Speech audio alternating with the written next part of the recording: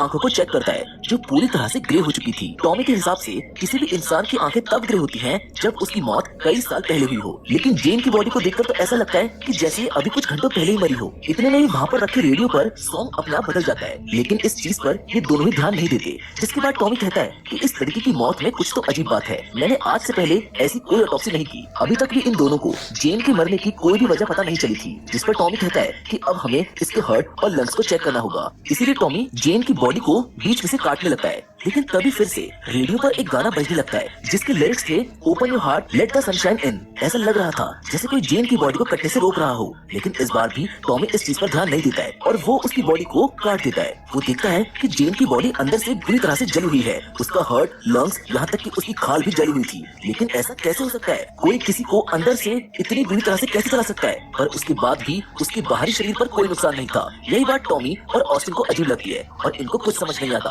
तभी ऑस्टिन को AC pipes में से कुछ आवाज आने लगती है। वो जाकर देखता है तो पाइप्स में उसको एक बिल्ली मरी हुई मिलती है। इस चीज से वो काफी दुखी होता है। टॉमी और ऑस्टिन अपनी बिल्ली को जलाकर वापस अपने काम पर ध्यान देते हैं और इस बार टॉमी जेन के पेट को चीरने लगता है। उन्हें उसके अंदर से एक फ्लावर मिलता है। बुक में चेक करने पर पता चलता है कि वो फ्लावर किसी भी इंसान को पैरालाइज कर सकता है, लेकिन इस फ्लावर का यहाँ पर मिलना बहुत रेयर है क्योंकि ये सिर्फ नॉर्थ ईस्टर्न कंट्रीज में पाया जाता है और अब तो शायद मिलता भी नहीं है। लेकिन टॉमी को इससे ये जरूर पता चल जाता है कि जेन शायद नॉर्थ ईस्टर्न कंट्री से बिलोंग करती है। जिसके बाद टॉमी जब जेन के पेट को और गहरा काटता है तो उसे उसमें से एक काफी पुराना कपड़ा मिलता है जिसके अंदर जेन के टूटे हुए दांत होते हैं। उस कपड़े पर एक अजीब सा सिंबल बना हुआ था जिसके साथ उस पर कुछ रोमन नंबर्स भी लिखे हुए थे। इसी बीच रेडियो भी बार बार अपना चैनल चेंज करता है। ऑस्टिन को अब यहाँ एक अजीब सी वाइब आने लगती है, इसीलिए वो बार बार अपने डैड टॉमी से ये ऑटोप्सी सुबह करने को कह रहा था। तभी टॉमी को जेन के अंदर की स्किन पर कुछ अजीब सा दिखता है। वो उसकी पूरी स्किन को बॉडी से उतार देता है, जिसको देखकर ये दोनों हैरान हो जाते हैं क्योंकि उसकी पूरी स्किन पर वही अजीब से सिंबल बने हुए थे जो उस कपड़े पर थे। ऑस्टिन कहता है कि ऐसा कैसे हो सकता है कि कोई किसी की अंदरूनी स्किन पर कुछ भी लिख दे,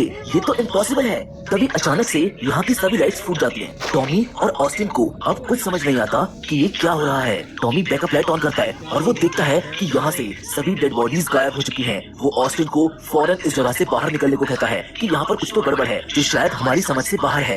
ये दोनों यहाँ से ऊपर की तरफ जाने लगते हैं पर लिफ्ट काम नहीं करती, इसीलिए दोनों सीढ़ियों का इस्तेमाल करते हैं, लेकिन यहाँ से बाहर जाने के गेट पर एक पेड़ गिरने की वजह से वो लॉक हो जाता है। टॉमी अपने ऑफिस रूम में जाकर डोर लॉक कर लेता है और फौरन पुलिस को कॉल लगाने की कोशिश करता है पर नेटवर्क नहीं आते। तभी इन दोनों को बाहर से बेल के बजने की आवाज आती है जिसको सुनकर इनके चेहरे का रंग उड़ जाता है क्योंकि बेल सिर्फ डेड बॉडीज के पैरों में बंधी थी। और तभी अचानक से टॉमी को एक अजीब सी चीज पीछे की तरफ खींच लेती है जिससे उसके पेट पे चोट लग जाती है। ऑस्टिन फौरन टॉमी को उठाता है और उसे कहता है कि ये सब जेन की बॉडी की वजह से हो रहा है। जब हम उसकी बॉडी को चीरने की कोशिश कर रहे थे तब भी वो हमें किसी तरह से रोकने की कोशिश कर रही थी। ये सब वो ही कर रही है। उसकी बॉडी से हमको जो भी चीज मिली थी उन सबको देखकर